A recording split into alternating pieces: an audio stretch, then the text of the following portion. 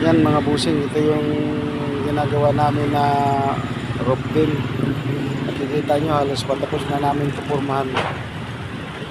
Piniprepare na lang namin ito para pagdating sa Friday bubuhusan na namin ito. Ayan o.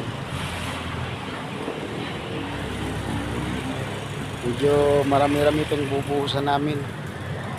Yan, nagpapakyat na rin ako ng mga buhangin at saka gravel kasi mano-mano lang yung buhos namin dito.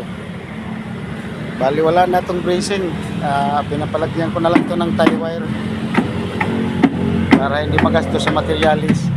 Makikita nyo puro tie wire lang siya, wala siyang brace na nakalagay. Ayan o. Yan yung pinapalagay ko sa kanya.